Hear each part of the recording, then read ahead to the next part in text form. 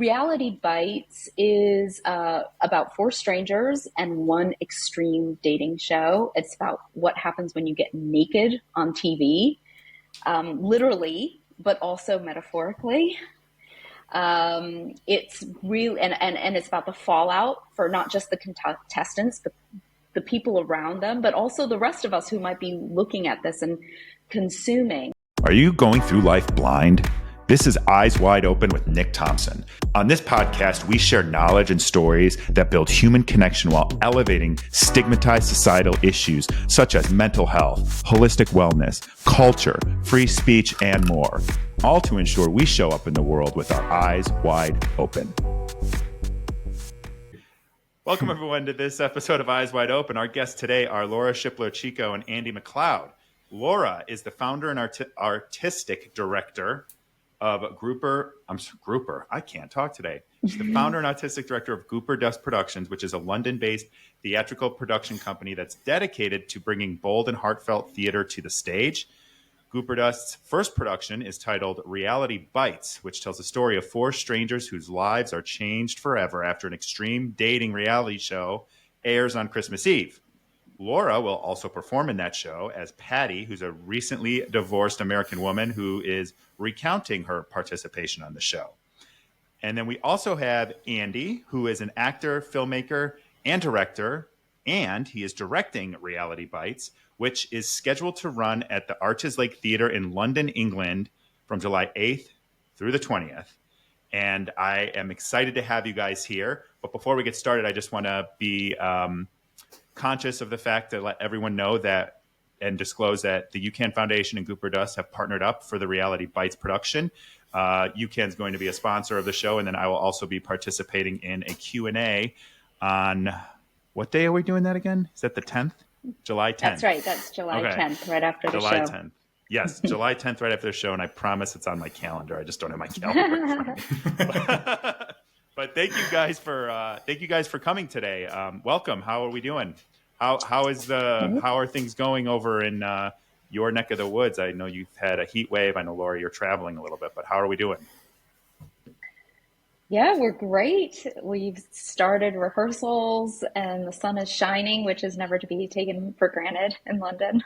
So it's really great. Thank you so much for having us on this show. I'm very excited. So I like to ask all my guests right out of the gate what they wanted to be when they were young children, and then how that changed over time and led them to where they are now. And as I was saying before we recorded, a lot of guests had dreams of being artists, filmmakers, actors, actresses, and you guys are living that out. So Andy, why don't you go first? What did you want to be when you were a young kid? Yeah, sure. The first thing I ever remember really wanting to be was a train driver. I was like, when I was about 6, a very kind driver at the station in Liverpool, at the kind of major station in Liverpool where I'm from, let me into the cab with my mum, and I was like, this is like the coolest thing ever. I'll just do this. And it turns out it would have been a slightly more lucrative career because it's quite a well-paid one if you get good at it and you do the big national trains. And then I genuinely looked into it when COVID hit and ours and many other industries kind of stopped. In an absent-minded Google, I genuinely looked into, well, maybe I can do it now. But then that sort of as kind of reality. So what did you find during COVID? Yeah, there are some train companies in the UK that were genuinely like offering training. It's quite rigorous from what I gathered. So I was like, hey, maybe I can drive trains after this. People will always need trains, right? But that didn't quite materialize. And I didn't mean to cut you off, but you were about to say something. What were you about to say? I cut you off. If you don't know, Nick, I certainly don't.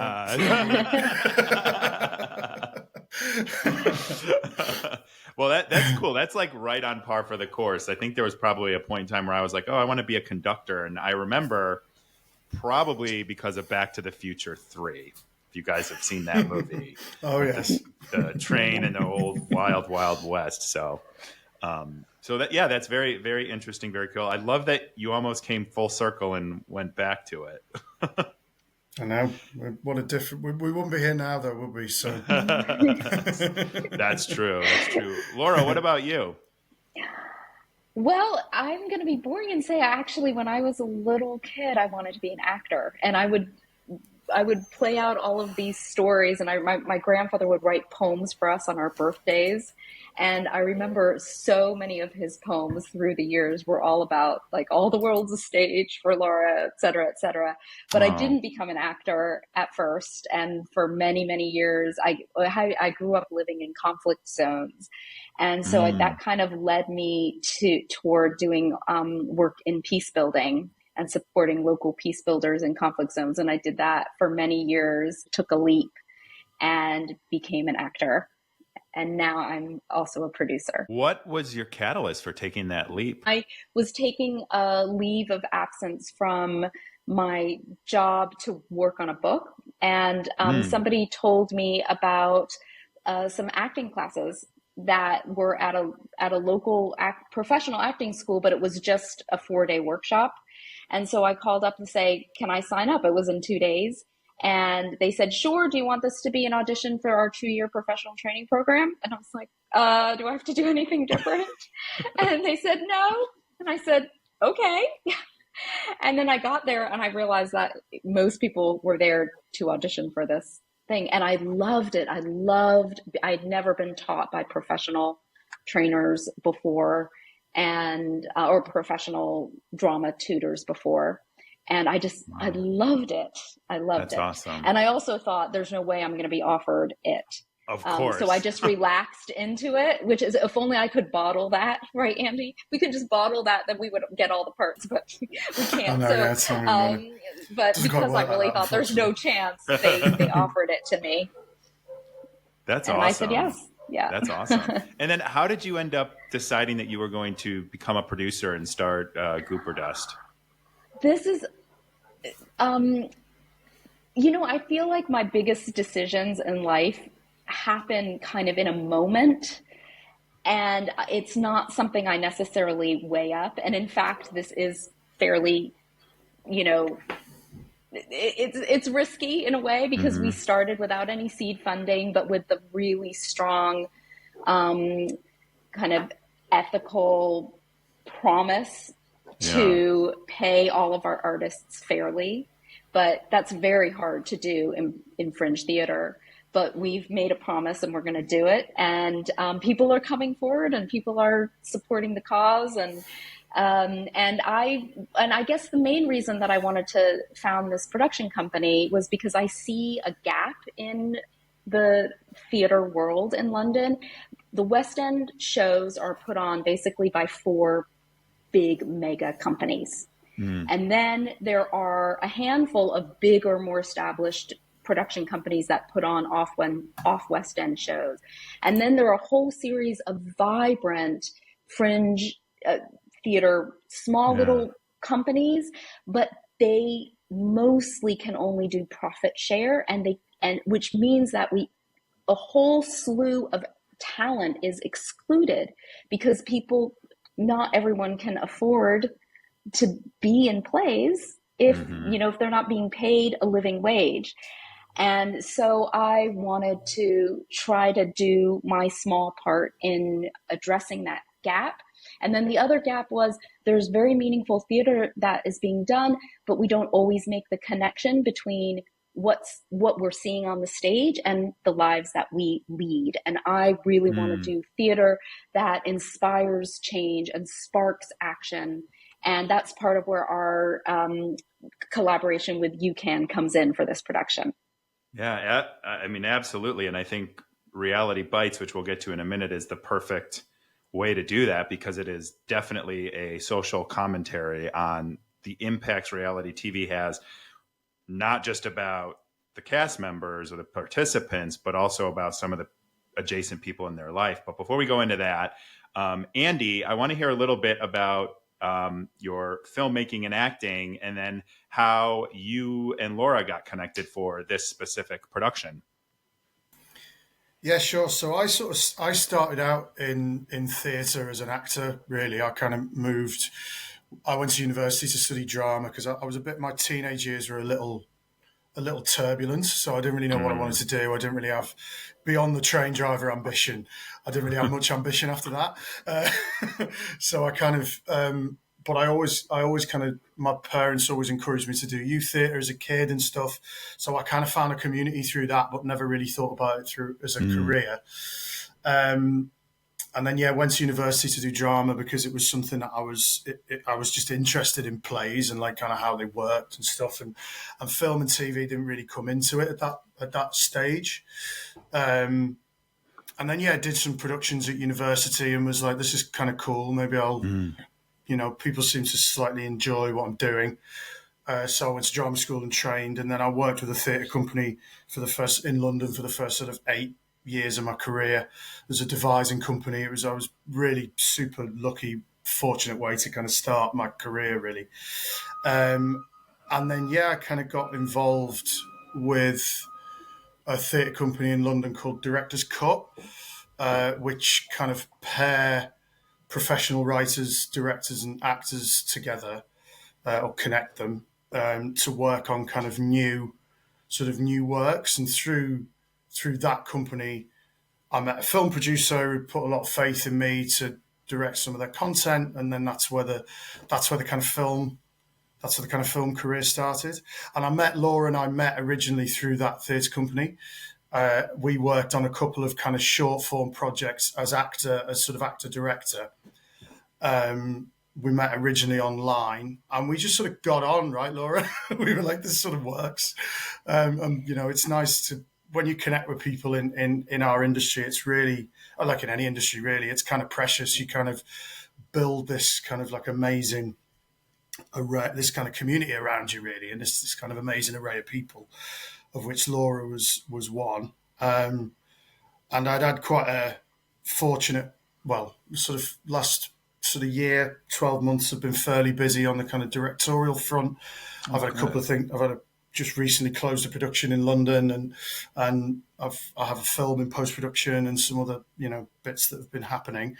And in between all that, Laura approached me with this script, and we talked about my schedule and whether it would work, and we found a way to make it work. And I read it, and I was like, this really speaks to my, like Laura mentioned, the kind of thing that she's into, and this really kind of speaks to my taste as well, in terms of things that have kind of big societal impact and really speak to and for and about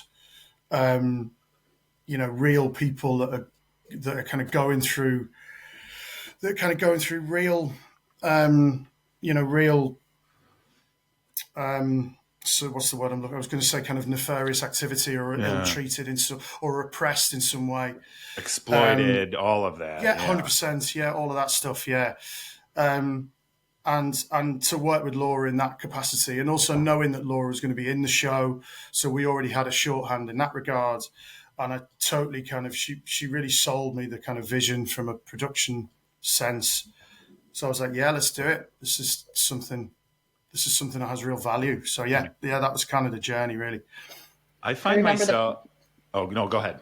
I was just going to say, I remember the first time working with Andy. I was playing a hard-nosed divorce lawyer, and she was so fast-paced and all that, and I was terrified of this part. I was really terrified of it, and I thought, I'm not going to be able to do this. And Andy just got me there, and I thought, this guy is really good, because he drew the sort of belief in myself and belief in the character out of me, and my understanding of what she was all about. So I thought, he was the first person to pop into my head when I thought about putting on the show. That's awesome. Bravo. That's a good director right there, when you pull it out of them instead of telling them what to do. That's very kind. That's very kind. I find myself, and one of the things that attracted me to this play and this sort of project from my end and with UCAN was that I personally, I love satire. I love social commentary. I love watching a movie, watching a show, watching a play with undertones. And what I don't like, and this is, I always think of, I don't like stuff that beats you over the head with a hammer.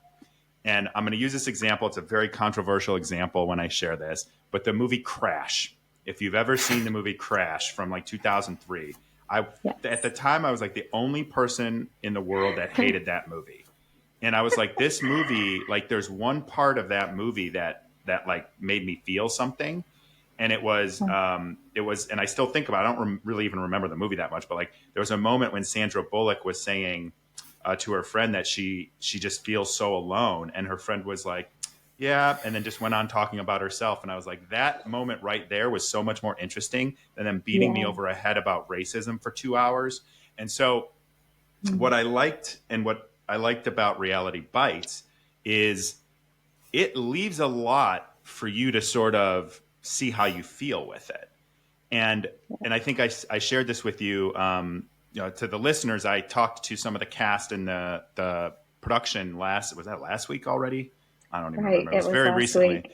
Yeah. And one of the things that I liked about this, and I encourage them to lean into in their performances, is like, let it sit with people, because reality TV is so fast paced. Most movies and shows are so fast paced, and they're designed to kind of like keep moving and keep you overstimulated and not give you a chance to like sit in it and think too much about it. And I like movies and shows that put you in a position to like stop and think and reflect. And I think that this does that very well. So I actually want each of you to answer this question kind of, but give an elevator pitch to you about what Reality Bites, the production, is about, and then share what is it about this that resonates. I think, Laura, you'll have a different answer, which I want to put both of you. What about this show resonates with you and makes you want to participate in the production from your perspective? Laura, do you want to go first? Yeah, Laura, you can go first. Should I go? Well, first, I just want to say I love what you said, Nick, because I think at Gooper Dust Productions, what we're all about is making theater that makes you think without telling you what to think. And that's what I love about Jamie's characters, because they're very complicated and they're endearing and infuriating in equal measure. And Reality Bites is about 4 strangers and one extreme dating show. It's about what happens when you get naked on TV, literally, but also metaphorically. It's really, and it's about the fallout for not just the contestants, the people around them, but also the rest of us who might be looking at this and consuming. And to me, this is really a show that's close to my heart, because I think it goes beyond just talking about reality TV. It's really about the many ways in which we consume other people, or how we offer ourselves up for consumption, whether that be via social media or in our other dynamics in terms of playing characters or versions of ourselves to try to fit into something. And it's sort of really about how our desire to be seen, which is so human, often paradoxically renders us invisible. It's very true. One of the characters, and again, this is kind of what I liked about this too, is it isn't, there's a what's the cast? There's 5, right? 5. There's a cast of 4. Oh, it's 4. Okay. So I haven't seen it, everyone. I've read it though. So I was just having a hard time remembering. But what I like about it is there's the character who I think his name was Joshua, who's actually just watching his ex-girlfriend on the show. And I think a lot of times, and it isn't, it's reality TV, it's social media, it's all the content, the stuff you're saying, where your perception of people becomes your reality of that person, right? And that may not accurately represent that person that you know or don't know. And in the case of, Joshua's perspective of watching his ex-girlfriend on there and the pain and hurt that caused him, it almost feels like he's being kind of like history's being rewritten almost in front of him. And I think that that's a lot of the times what happens here is you almost feel like you're getting gaslit when you're watching people or social media or reality TV or documentaries that conflict with like your real life experience. And that's what I think is so interesting specifically about that character. But that whole scene and that element of the play kind of ties in with what you were saying, that we just get so wrapped up in these like ideas and concepts and narratives and things that are presented to us, and they may not always even resemble reality whatsoever. And so, Andy, I'll recap, what attracted you to this show, and like, what does it mean to you as a director that you're trying to convey? Yeah, globally, I think it's about trust and faith and a desire to be seen, and through that desire to be seen, the faith that we can put in constructs or systems that offer an opportunity for fame, if you want to put it in that, in that term, and then the manipulation that you leave yourself vulnerable to, and how much you're willing to give of yourself. Like you mentioned, Nick, about Laura sent me the recording of a conversation that you had with some of the team last week, and one of the things that really struck me, that I was really struck a chord with me, was you said you got the sort of you've got the cast members who are there legitimately looking for love. This is specifically about your experience, but obviously Reality Bites is slightly different. But the cast members that are legitimately there looking for love, and the cast members that are legitimately that are there looking for fame, and how the different approach from how those people were recruited, for want of a better word, from the casting department. I found that absolutely fascinating, and that's not something I would have ever thought about. That, which is kind of crazy. So you've got, like, and we have in the play. What this is quite a basic thing to say, but I think a less crafted version of this play would be 4 characters that have been on the show. Yep. And their different experiences. But what makes it super interesting is only one of the characters has appeared on it, and the other 3 are affected by it in some way. And I think that's what one of the initial things that really drew me in was that, let's say there's a piece about about a soldier going to war, for example, and what's obviously it's interesting to see the soldier's journey, but how does that affect the family, and how does that affect their loved ones? And I think that's often where the kind of richness comes from, and this does that. This does that brilliantly. I could not agree more. And that to me was like I mentioned, kind of like the turning point for me because I didn't know that until I read it. And I think I was like reading it and I was like, wait a minute, like I gotta start over and read this from a different perspective, because it wasn't what I was expecting. But to kind of illuminate on what you were saying, like when it came to the recruiting process, or the sales process, as I kind of like to call it now, that was one of those things where it took me a while to kind of figure that out. Like I didn't know that at the time. I actually, most of the stuff I didn't look back on until a year or two, probably sometimes even longer, from the experience where I was like, oh, that is what was actually going on there. And I think back to, my casting process and how I was very much so. I mean, I was like 34 at the time. I have a condo in Chicago. I have a dog. I had a good job, all of this stuff. And I just wanted someone to share all of these things with. And so that was what was important to me going in there. And man, did they sell the shit out of that. And I had to, but it's only when I look back at it. I'm like, wow. And because I wanted to buy that, it was so much easier for them to sell it. I wanted to buy, I mean, this was season 2. Now I would look at it and be like, this show's a shit show, just like all of the other reality dating shows.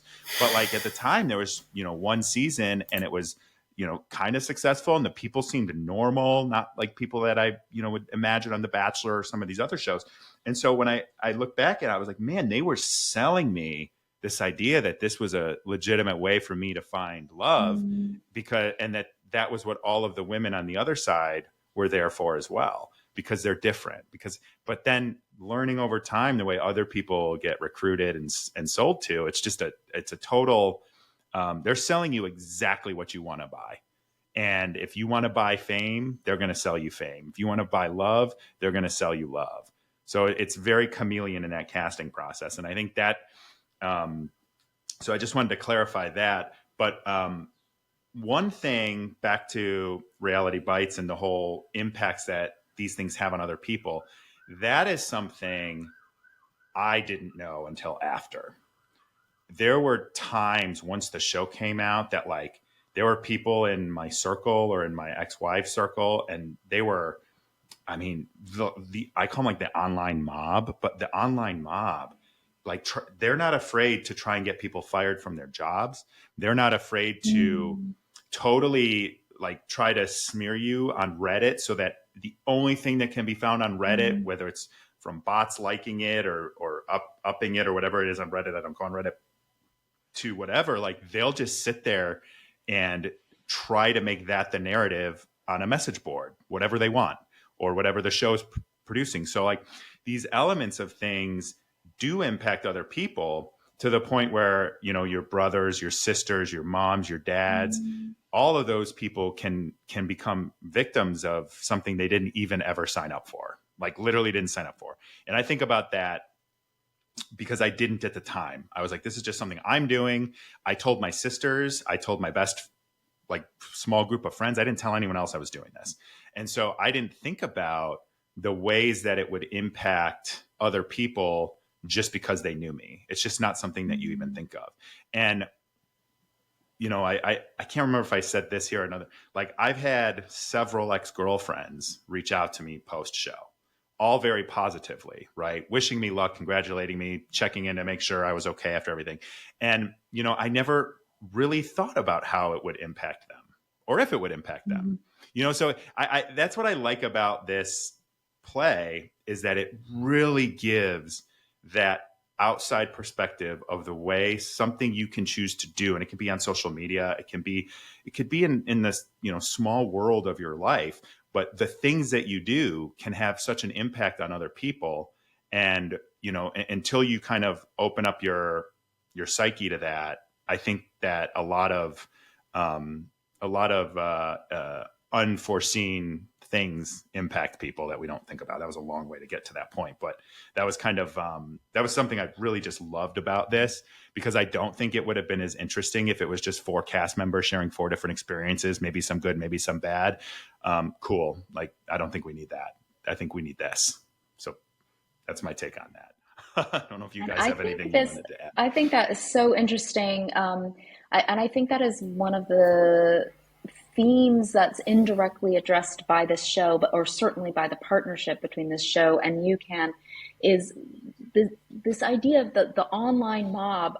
Even those people who don't participate and actually write things, I'll put myself in this category. We consume reality TV for lots of different reasons, right?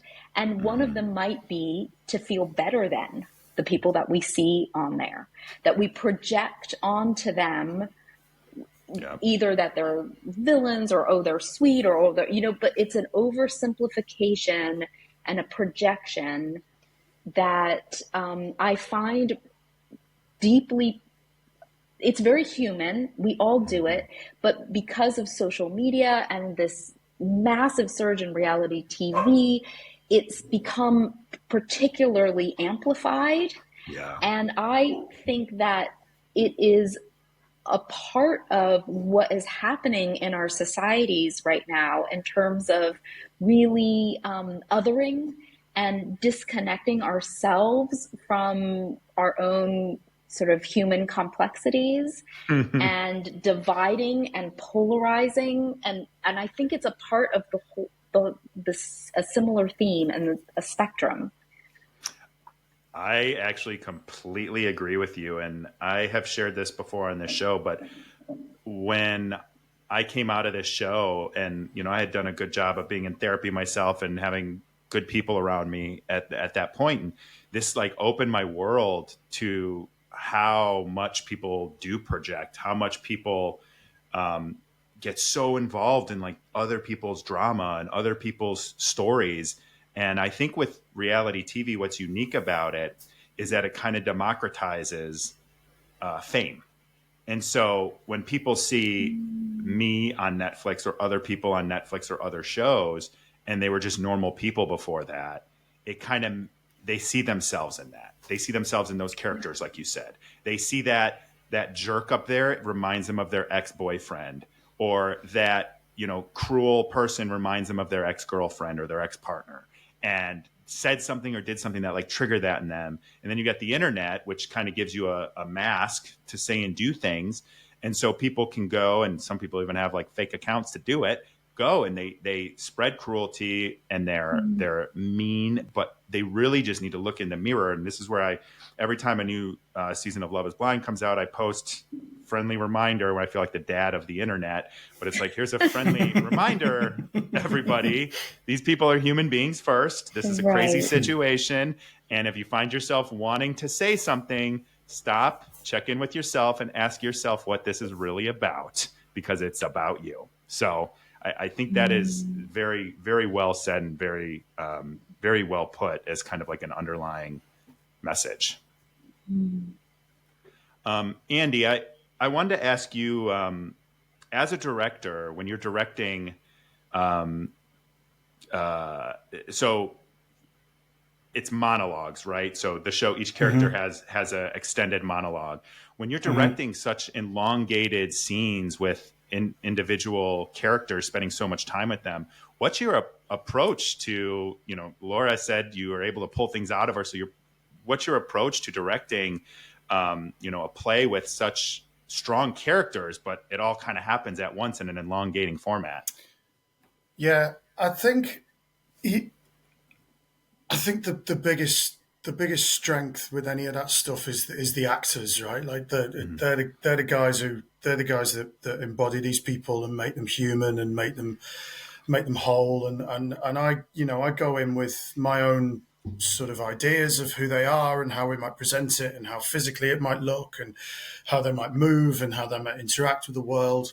Monologues are slightly different because there's always this kind of weird thing of going, well, who are they talking to? So they're not just kind of talking into the ether, kind of, you know, in this kind of, or talking to themselves, or like kind of rooting that in some sort of truth. But yeah, it's largely, you know, we'll spend a lot of the early rehearsals have been spent with each actor kind of just finding out what the key questions are kind of throughout a lot of the kind of if, buts and whys and all of those sort of things. Why are they saying what they're saying? Who are they talking to there? What's that referring to? And then the kind of more global things about like what are they getting out of sharing this experience in the way that they're sharing it? What do they want to get out of it, and then what do they eventually get out of it, which can obviously be two very different things. So yeah, there's a lot of kind of just breaking the text down and kind of go, without getting too technical about it, just kind of breaking the text down and cut into kind of sections, and to particularly with monologues, kind of giving the actors sort of those stepping stones through it and that sort of narrative arc. And what's great about this particular play is, I mean, the hope is that material is always great that you get to work with, and that's, you know, that's kind of the desire. But you know, that's not an issue here. There's not a lot of, like, Jamie's given us some real rich kind of material, so we're not kind of having to. We're not going to have to kind of pull our teeth out to kind of find meaning in this. It's all kind of it's all there to sort of mine. But that's kind of the process, really. And then you kind of get out of it just being kind of me and them in a room, and kind of going, okay, people are going to spend X amount of money to buy a ticket. How can we make this a meaningful evening for them? And how do we want it to look? And what sort of tone do we want to kind of set? Yeah, that's sort of the. But it's interesting because we you know, part of the rehearsal process is having all of these like societal effect kind of conversations. And one of the things, to just sort of jump off something you said earlier, Nick, about like how the, you know, almost like I'm often fascinated with like how a lot of these shows exist, and we know why, and we know, like, because it's a kind, you know, there's a human trait to kind of want to be seen and want to be validated and want to be, like I was kind of talking about before, but without being too personal about it, like as a sort of single man myself of a certain age, big reveal. I'm coming out of a relationship when like dating apps didn't exist. Yeah. And then coming out of that and kind of going, oh shit, I've got to. Oh, sorry, I swore. Sorry. Oh, Should that's I not okay. swear? No, okay. no, that's okay. I swear all the time. Okay, cool. All right, good. I should have asked that at the start, but yeah, that's cool. But yeah, just kind of going. Oh wow, okay. Like, how do you kind of meet people? Like, it's a perfectly normal thing to want to just kind of meet people and have interactions in that way, but it's really it's tough, man. It's tough. It's really tough. Yeah. So like, you sort of, it's become a legitimate option to apply. There are multiple dating shows kind of all over the world, and like even in the UK, like we've got our own kind of culture. Then like Reality Bites itself is inspired by a very specific show that I'm not sure, Laura, I should name. Should I leave the name of it out? Probably should. I'll leave it. Is it Love Island? No, it's we'll talk about it off pod. Okay.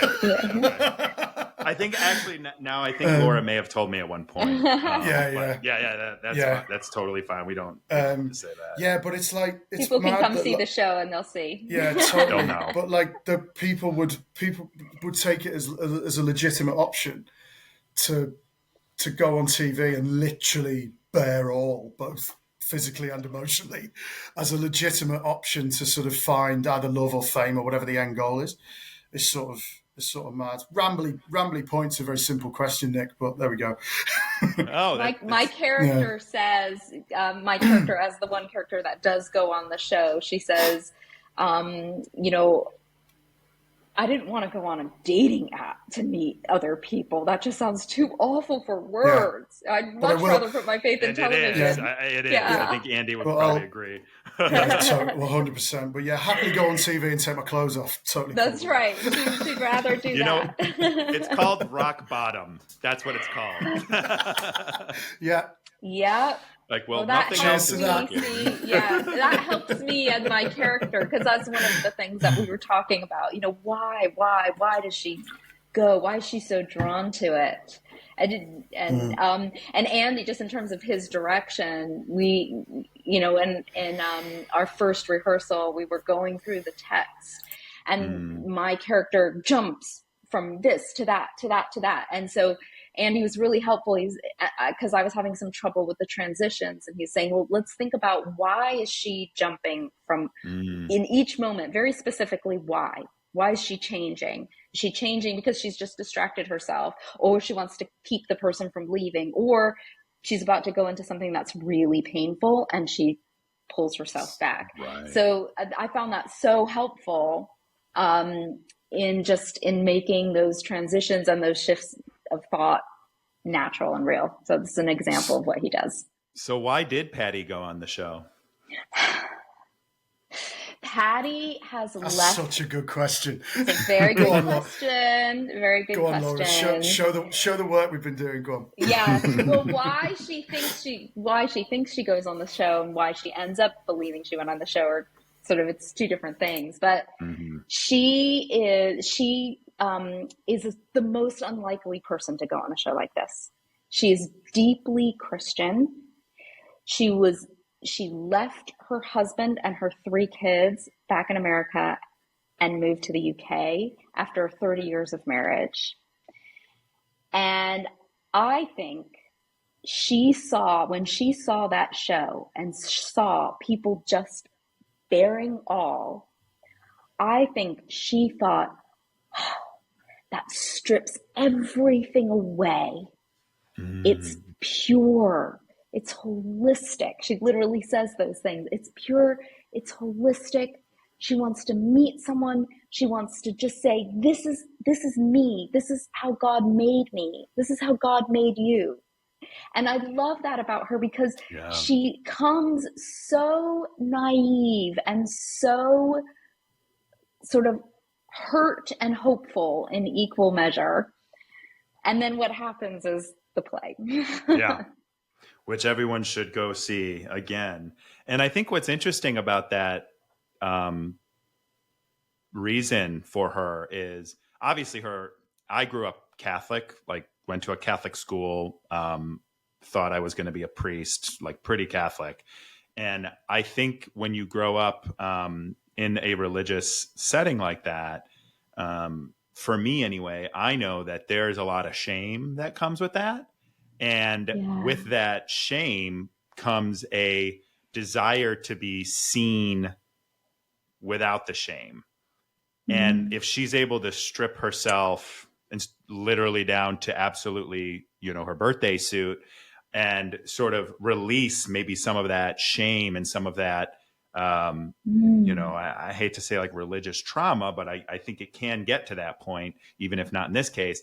How freeing is that? And that goes back to what Andy was saying, was like, people just want to really be seen and validated as their true self. And so your reason for her going on that show, or her reason for going on that show, I think it's like almost like a whole character arc that I hadn't even really thought of. But that really helps me too as I'm rehearsing it. That is real. There's something very deep about that. Like, I don't want to be ashamed of who I am. Please just take me as I am. And she's Love just me. Thirsty for it. Yes. And she's thirsty for it. And I love this character. I love her so much because she's so complicated, and she's so well-meaning, and she can be very irritating, and she's, she just has all of it. She's all of it, but she's brave. I also relate to her because I've taken leaps in my life, and I'm taking more leaps now, and she has stepped out, and she's really brave and tenderhearted through it. So I love her. That's great. I wanted to go back, and I'm glad this popped in my head for some reason while you were just talking, Laura. But Andy, you mentioned tone, and you said you guys were talking and discussing a lot about tone. Now, this, I'm not going to lie and say that this is a comedy. It's not. There's funny, I would imagine, funny pieces to it. But I think that with the story you're telling here, and this is something I deal with too, right? Because I feel like I could sit around all day talking about labor laws and woe is me from everything that happened, from the show. And that's not the way that I operate. But from my perspective, like, my approach is making it pop culture, right? No one wants to sit around and listen to me talk about the National Labor Relations Board said this because, we worked this much and we should have had breaks and food and water. And it's like, yeah, that's actually really important, but you got to make it pop culture. Like, how does this become relatable? So I think like this is me and you, Cam, but like one of my pillars of the work here is like, make it pop culture. So that means what are some of the other ways people consume culture? Well, they go to plays, they see movies, they interact, in real life, and they go play games and trivia, and then they play games at home. Like all of these different avenues at which you can kind of promote this overarching theme of, exploitation or the impacts, I guess, of reality TV. So tone is important to say that. And Andy, what is the tone that you think you need to set with this play to make it impactful on the themes and the morals and what you're trying to convey, but also not depress the hell out of people and make them uninterested? Yeah, I think the root with all of that stuff is always that, quite a basic thing to say, but some of the best sort of funniest things in life can happen in moments of like deep grief, right? It's part of a coping mechanism.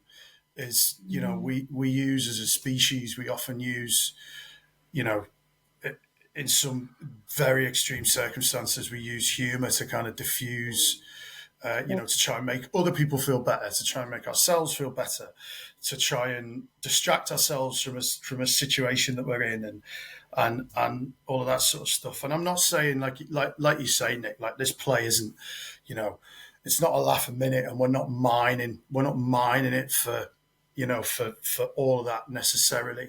What we're mining it for is reality, and part of the reality, pardon me, part of the reality is that these are real people going through a very real situation and trying to process something very real that has happened to them, either first hand or second hand, or they've gone through in some way.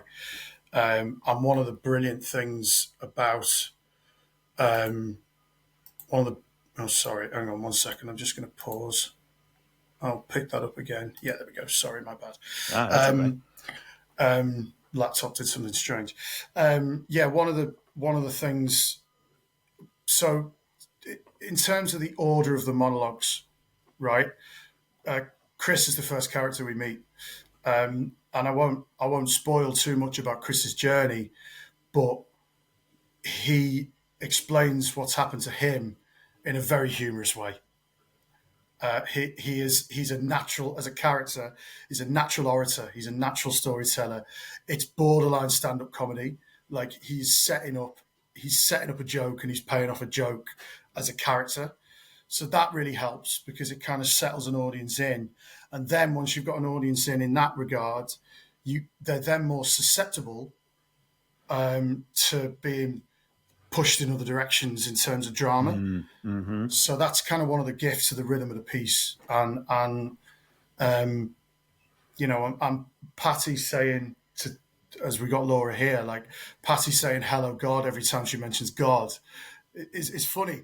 Like it's just never not going to be funny. That is a funny thing for someone to do. We can't shy away from that. It's a very real thing for her to do, and we don't want to lampoon her for it. That's the last thing we want to do. It's a very real thing for her, and we don't want it to be, you know, the last thing we want to do is ridicule it, but it's kind of playful. And what's beautiful about it is Patty knows it's kind of playful as well. She kind of knows it's kind of silly. She sort of laughs at herself for it, so we can laugh along with it. So that kind of helps, I guess. Kind of like leaning into that character that's being totally developed. Yeah, totally.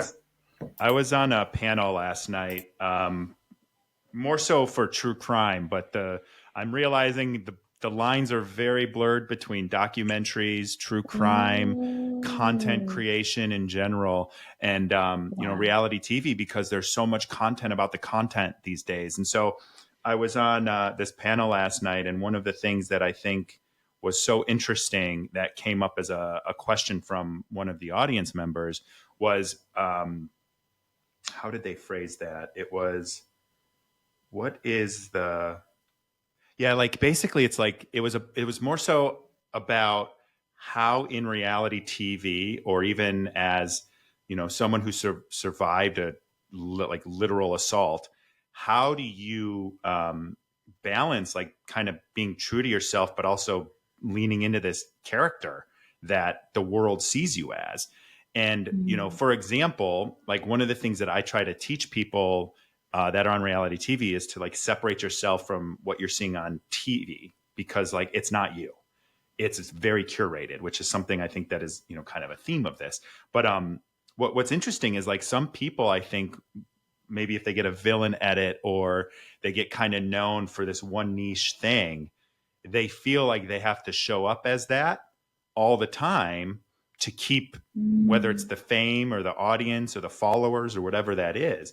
And I think, you know, when I look out there, and I don't want to like name names, but there's people that I think in varying different types of shows that just kind of stop knowing the difference between that character and who they are. And it can create kind of like this identity crisis. So I think that's absolutely to the lesser extent, but something with Patty, I could see maybe her leaning into some of the quirkiness parts of her character, because those are the ones that are going to get people to remember her. Yeah, totally. Very interesting. Yeah. And the other thing as well, right? Yeah, sorry, Laura. Yeah, the other thing as well, Nick. Right? If I'm right, you know, if I've interpreted this right, is there's the choice that the individual cast member has of how they portray themselves, but that's only a small percentage of it, right? Because you're at the behest of the edit. Yes. Like you talk super eloquently in the conversation you had with some of the other members of our team about how, you know, someone that you know was turned into a villain by the way that they cut it together, and they decided that. So, you know, for us, for our purposes, like, you know, it's important for us to know what the show looked like what the end product looked like and how Patty came out looking in the edit versus how she thought she was when she was on set. And that's super interesting, right? I mean, it's hot, it's horrible. It's an birth thinking about, really, to lose control of yourself in that way, to that extent, is a terrifying concept, right? So that's something that we're going to continue to explore as we sort of find it. Like, what is the final show? What does it look like? I was going to ask that, but I don't want to spoil anything. But one of the questions I thought about asking you, Laura, was like, where's Patty now? Like, what is she doing? That's such a good question. Yeah. I think she's become an advocate for the UCAN Foundation, but I'm just... I love that. Yeah. There's the Patty and Nick show exists somewhere. Right. I love it. It's a great question. I don't have an answer. That's fair. We'll touch base on it after the fact, because I'm curious where you land on that, and I think that's totally fair. One of the interesting things to me that again, someone asked me on this show, so there's some irony here. So I'm super into news and politics and activism. Like, I am a news junkie. I listen to podcasts. I hate the media, all this stuff. And this is so not it's such a big part of who I am. It's not represented on Love is Blind at all. There's one line where I say something about, I was talking to them about capitalism, but that was it. And so I have always talked about politics and my activism, and I do it very objectively, which is why some people think I'm a Trumper. Some people think I'm like a liberal idiot. So to me, that was something I started talking about once the show came out. And I even ended up going on a pretty popular YouTube news show to talk about it. And then I had a guest on, and he asked me, he's like, what was it like having like all of this nuance to your personality and your politics? And it's such a big part of who you are and what you want to talk about. And then have people only know you for your love story that they saw on TV. And that was such a good question to me, because that is weird, because I never just stopped being me. And the same Nick that would talk to his friends about politics is just now talking to social media about politics, right? But so many people were like, stay in your lane, reality star. Like, no one's here to listen to you talk about politics. It's like, what the fuck are you here for? Because this is who I am. So, feel free to leave. And 50,000 of them did, but that's okay. And so, so to me, it is just like the way it can create this like conflict of authenticity versus narrative versus character. It's so underexplored, and I think I think Reality Bites does a good job kind of tapping into that. But it creates a crisis among people. And I have right here this qualitative study. It's the first of its kind that was done by, she just graduated and got her doctorate in social work. So Dr. Christine Chapias, and I participated in this study. I had her on here a couple weeks ago, but one of the themes in her research, I want to find it real quickly here. One of the themes was basically that how you look is not in your hands, and it compromises your authenticity and identity. And I think that is perhaps the most misunderstood, not explored element of reality TV, is that separation of the character that is curated and created without your sign off, approval, whatever. And by the way, you contract away your right to have that approval, or your right to be properly presented. And I think that's one of the most underexplored and misunderstood elements of reality TV, because I didn't get a bad edit. I mean, there were some parts I was like, that could be a misrepresentation. But I look at it and I'm like, the first time I watched it, I was like, that's me. But it's like none of the nuance, not all of the personality, not the activism. Like, I'm not actually talking about the things I would be sitting around and talking about with my friends and family and stuff like that. So the crisis of identity, I think, is really tapped into here. And I think that is something that would be interesting to talk with Patty about post whatever her show is, Yeah. which direction did she go? Did she lean into this, or did she step back and determine who she was and stick to that? I think it's the second one. I think she's got to. But I think this idea, I'm always very interested in the why underneath. Mm-hmm. So why do these reality TV shows feel that they need to edit away the nuance and away the complexity? And I think people see reality TV as an escape, Mm-hmm. right? And what we're trying to do is we see art not just as entertainment. Yes, it can be entertaining, and I think Reality Bites is entertaining, Mm-hmm. but good art is entertaining and it shakes people up Yeah. and it leaves them a little bit changed, hopefully, and a little bit more connected to themselves and to other people, versus this disconnect and alienation you're talking about. Mm-hmm. Yeah. I think that this is kind of a question I wanted to end on, and I think this is a good place to do that. And I want to ask each of you, and it's okay if there's overlap too, but the play, it's hard to say from reading it, but not like seeing it, right? And seeing the performances and seeing the character interpretations and all that. But one of the themes I think, and this could be me projecting kind of what I was saying earlier about, making people sit with it, but do you think that the play suggests or conveys that viewers are kind of complicit in this exploitation that they see of the characters, and maybe now they don't get to see the impacts it has always on everybody else? But do you feel that viewers, or the play suggests viewers are complicit in what they're watching on reality TV? And what would you like? It's kind of a two-parter. What would you, as the major theme, like audiences to leave and be thinking about? Andy, you can go first. Yeah, cool. I think it does. I think it does a little bit. Yeah. I think. I think by showing the kind of extreme impact that it has, particularly on one of the characters, without any spoilers, who had a loved one on the show, in the play, and that sends him spiraling down a path of quite a dark place, to an extremely dark place.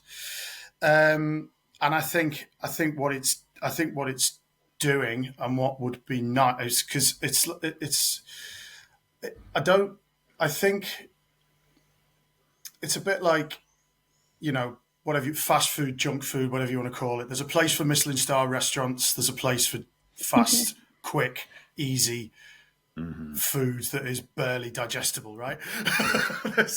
We've all indulged in, I plan to do so tonight. 100%. So yeah, do you know what I mean? So we're not ridiculing it in that way, and at no point are we saying it shouldn't exist. But I think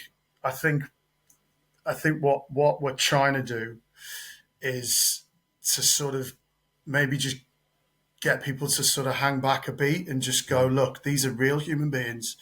This has real effect. By all means, be entertained by it. Like, there's reality TV that I watch. I don't watch a lot of it, but there are shows that I watch that very much come under the reality TV bracket. But yeah, just take a step and recognize that these are real people with, with their parents and brothers and sisters and sons and daughters and all of those things. And I think that one thing that I would say that isn't massively in the play as a kind of theme, but one thing that I think universally for us as a kind of production team do have a desire for is a greater awareness and a pullback from the online backlash that these people get. like that, I think any reasonable person can say that is vile and nefarious and damaging and destroys lives. Do you know what I mean? So I think that's absolutely something that I'll like nail myself to that mast 100%. But the shows itself, we're not trying to, we're not saying they shouldn't exist. Quite the opposite. There is a place for them, but just a bit of a greater understanding that that these aren't, it isn't just an They're image not on the props. screen. These are people. Yeah. These are people. 100%. Yeah. Totally. I think that's the main thing for me, really. Yeah, I love that. And I appreciate that, because I think when you watch these shows, again, it like democratizes, people feel connected to people, and you can kind of lose track a little bit of the fact that they're human beings and we're all human beings first. And, they're navigating this crazy scenario the best that they can. So show them some grace. And remember, it's for entertainment purposes only. Let's just tell yourself that. So, Laura, how about you? And just to recap, do you feel that there is any message of complicity for the audience? And then what is the theme that you would like people to take away? And maybe you can do it from the whole show as a producer, or you can do it, from Patty's perspective as your character, whatever you feel best with. Well, I think from the whole show perspective, I think what I really like about the play is it actually happens in the first monologue. The first character, Chris, who is studying this show, Reality Bites, this dating show, and studying the impact of it on people, suddenly realizes how in his own relationships and this own particular relationship, they are, the two of them to each other are dressing each other up quite literally as objects. And they are consuming one another in very much the same way that we're doing on reality when we watch reality TV. And I really like that, because it says this is a show, yes, it is about reality TV, but it's actually about all of us in our lives and the way we relate to one another and the way we relate to ourselves. And it's about objectifying people, and it's about stripping away their nuance and stripping away their realness just to serve ourselves and to serve a story and to ask them to play a character. And we do that all the time. For entertainment. And so that is our complicity, I think, in terms of how the play reacts. And then the other thing, I guess, I think Andy and I see eye to eye in terms of what we really, at the sort of most core level, is people are human. And I've learned a lot preparing for the role of Patty and talking to you, Nick, and having the privilege of talking to a couple of other people who've appeared on reality TV. I've really learned a lot. And I've realized that I also have been consumed reality TV and forgotten that these are real human beings that I'm watching. And in general, if we can watch entertaining news, reality TV, if we can watch the news, and if we can watch stories of conflict around the world and remember that the people that we are seeing are actual human beings and that this is hurting them, the world would be a much better place. I could not agree more with that. That's beautiful. Before we go, I would love to give you guys each the chance to ask me anything. Laura, you can go first, and then we'll wrap up and tell people how they can find you and learn more about the show. One of my questions, you've kind of already said it, so it may not be as relevant. One of the questions I had is, what do you wish people would be aware of when watching reality TV? But I feel like we maybe have already talked about that, but if there's more to say. But maybe then the other question is, you've read the play, and I'm just wondering what stood out for you in the characters and the experience vis-a-vis your own experience. Yeah. So the first part, I'll just reiterate, I think we've done a good job of it, but like these are human beings first, and what you're watching is Yeah. not an accurate representation of them. And it's not an accurate representation of the story. It's not an accurate representation of the relationship. You're seeing curated parts to tell a story. So just remember that. And then the second part, I talked a little bit about it earlier. I like the different perspectives that this play brings into the show.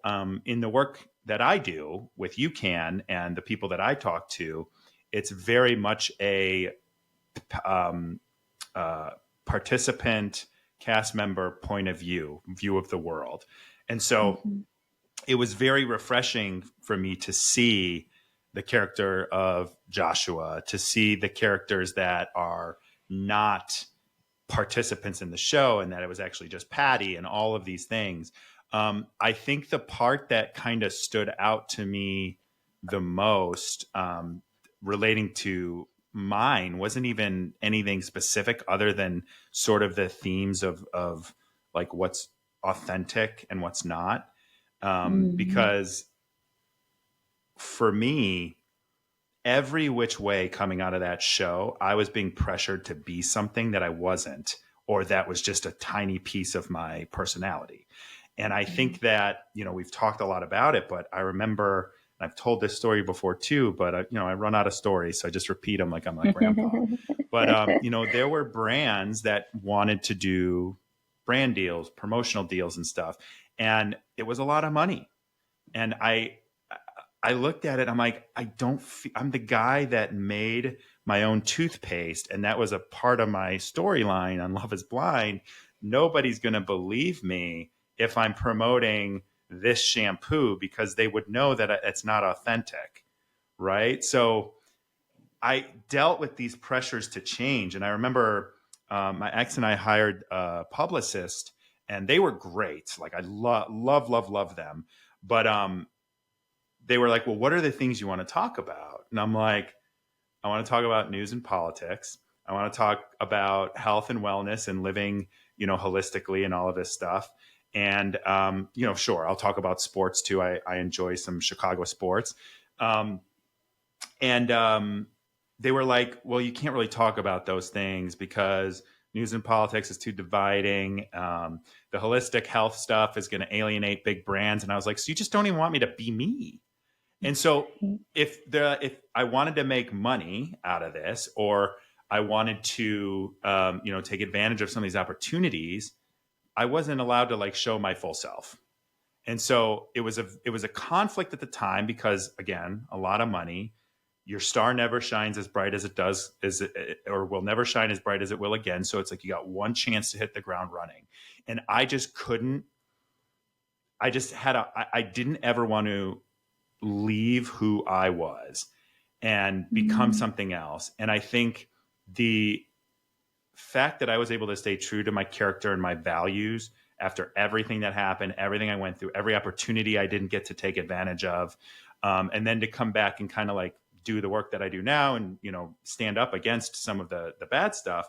I felt that, reading this play, and I really, really wish I could see it, but like reading this play, it kind of made me go back to that time of resonating where it was, wow, this is, my star's never going to shine brighter. Am I going to change?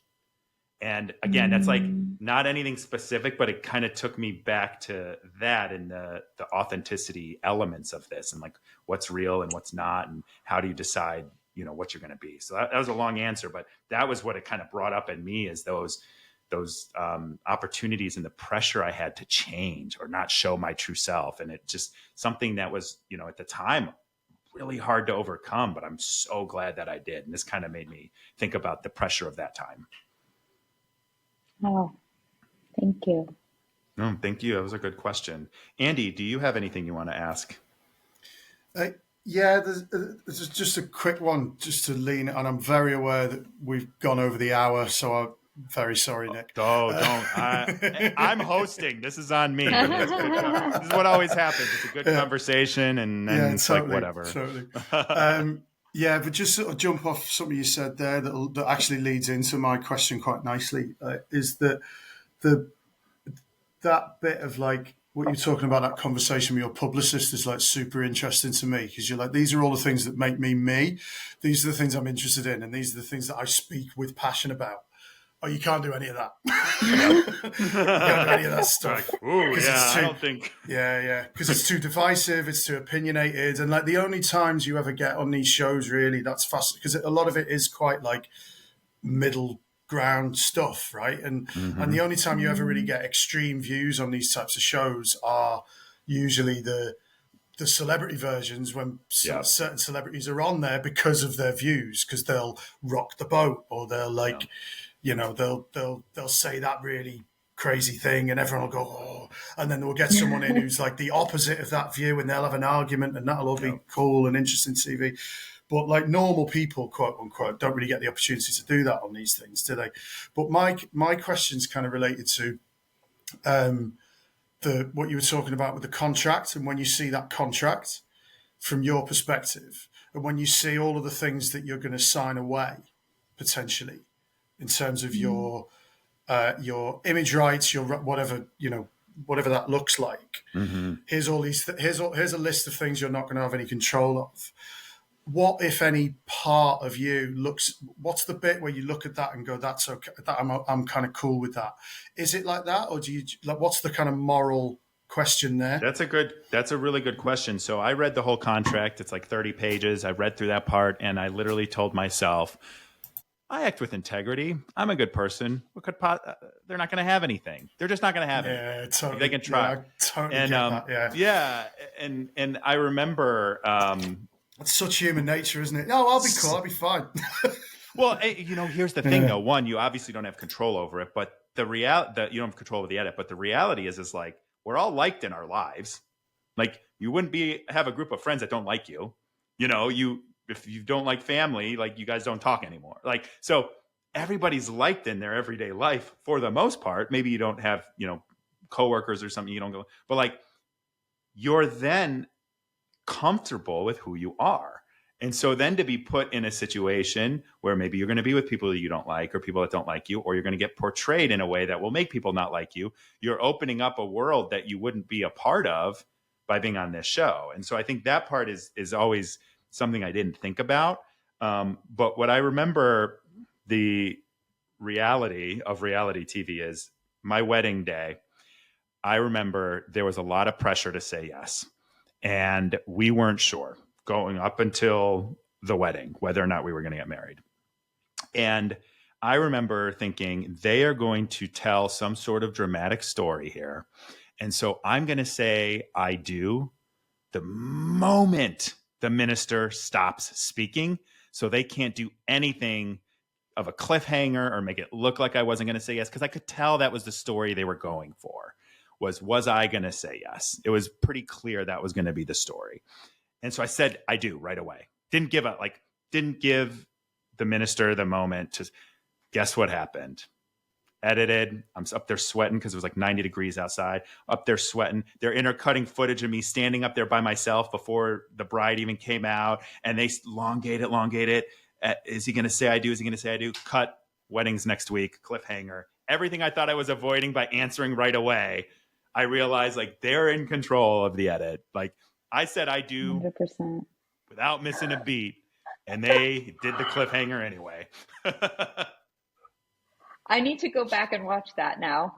Oh, now that you know that I said I do right away, you'll probably see the different cutaways and all of that stuff. Wow. It's so dramatic. There's scenes of her when I'm like saying my vow. I mean, it's just the way they cut it. It's you watch it back and you're like, that didn't happen that way, and you feel weird, like you're getting gaslit. Yeah. So I think a lot of people read it and they think, what could possibly go wrong? And a lot of people find out. Yeah, it's a perfectly natural thing to do, right? Like you say, like I've got my shit together. I've got my friends. I've got my family. I've got my life. Like I'm cool. I've got my moral compass. Like it's perfectly natural.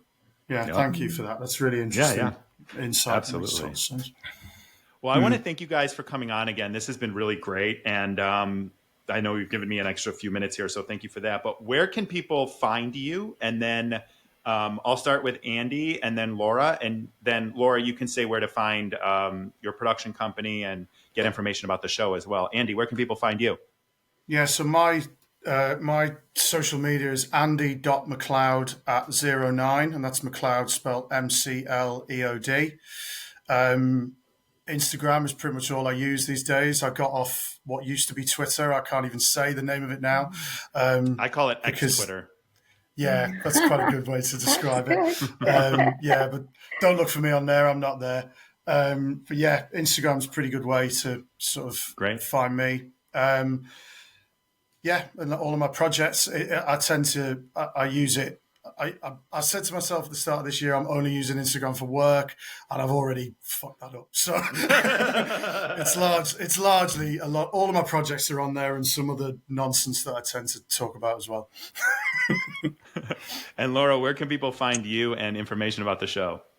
Yes, you can find me on Instagram as well at Laura Shipler-Chico, all one word, and you hopefully see my name down there. And to find out about the show, if you're in London, I hope you come. It's July 8th through 20th. And if what we're talking about resonates with you, we are looking for supporters. It's really hard for fringe theater to survive without external donors. And you can find information both on tickets and on our crowdfunder, which is live at www.gooperdust.com. So that's GOOPERDUST.com. And if you're curious about the story of the name, go on the website. There's the backstories there. Yes, there is. And all of those links are going to be in the show notes. So it's going to be real easy for everyone to just click, follow, read, buy tickets, whatever it is. So thanks again for coming on. I appreciate your time and congratulations on the show. I know it's going to be awesome. Break a leg. Thank you so much, Nick. Complete pleasure. Thank you. Thank you for joining us on this week's episode of Eyes Wide Open. If you enjoy the show, the best way to support us is by sharing or dropping a review. For more information and content, check out engagewithnick.com or find me on Instagram at nthompson513. Don't go through life blind. Do the work so you can show up in the world with your eyes wide open.